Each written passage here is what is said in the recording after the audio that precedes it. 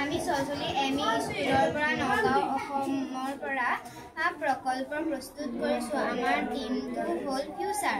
বিশুদ্ধ পানী হৈছে জীৱজগতৰ বাবে এক অত্যাৱশ্যকীয় উপাদান। পানী অবিহনে কোনো জীৱই জীয়াই থাকিব নোৱাৰে। কিন্তু বৰ্তমান অসমত জল প্ৰদূষণ এক ভয়াৱহ সমস্যা হৈ পৰিছে, যিয়ে বিশুদ্ধ পানীৰ উপলব্ধতাক সাংঘাতিকভাৱে প্ৰভাৱিত কৰিছে।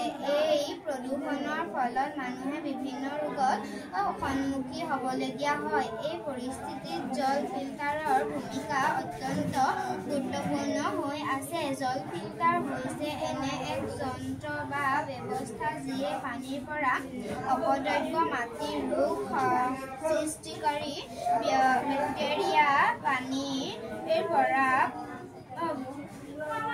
ভাইৰাছ আৰু অন্যান্য ক্ষতিকাৰক পদাৰ্থসমূহ আঁতৰাই বিশুদ্ধ কৰে। ই সাধাৰণতে পানীৰ ওপৰত থকা কঠিন পদাৰ্থসমূহ মাটি, বালি আৰু পানীৰ গভীৰতাত থকা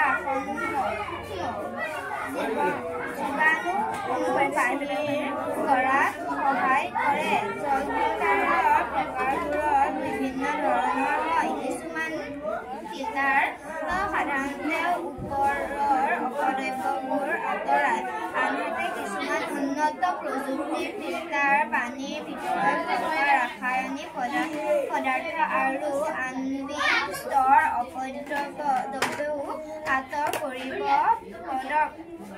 পাৰে। এই যন্ত্ৰবোৰ ঘৰুৱা ব্যৱহাৰৰ লগতে ঔদ্যোগিক স্তৰতো ব্যৱহাৰ কৰা হয়।